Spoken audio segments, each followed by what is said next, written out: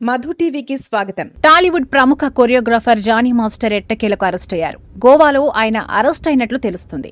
Cyberabad SOT పోలీసులు ఆయనను అదుపులోకి తీసుకున్నారు. జానీ మాస్టర్ ను హైదరాబాద్ కు తరలిస్తున్నారు. రేపు హైదరాబాద్ లోని ఉప్పరపల్లి కోర్టులో ఆయనను ప్రవేశపెట్టే అవకాశాలు కనిపిస్తున్నాయి. గత 2-3 రోజులుగా ఆయన కోసం పోలీసులు జోరుగా గాలిస్తున్నారు. హైదరాబాద్ నార్సింగి పోలీసులు జానీ మాస్టర్ పై పోక్సో చట్టం కింద కేసు నమోదు చేశారు.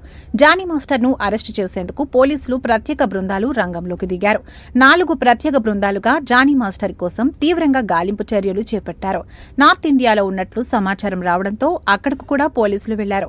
అయితే అక్కడి నుంచి ఆయన పరారయ్యాడు. ఎట్టకేలకు ఇవాళ ఉదయం బెంగళూరులో సైబరాబాద్ ఎస్ఓటీ పోలీసులు అరెస్ట్ చేశారు.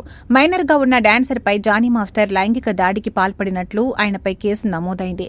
తెలుగు, తమిళ ఇండస్ట్రీలో బాగా పాపులర్ అయిన కొరియోగ్రాఫర్ జానీ మాస్టర్ గత కొంతకాలంగా తనను లైంగికంగా వేధిస్తున్నట్లు ఓ మహిళా కొరియోగ్రాఫర్ పోలీసులకు ఫిర్యాదు చేశారు. చెన్నై, ముంబై, హైదరాబాద్ తో సహా వివిధ నగరాల్లో అవుట్డోర్ చేస్తున్నప్పుడు కూడా ఆయన తనను లైంగికంగా వేధించినట్లు బాధితురాలు పేర్కొంది.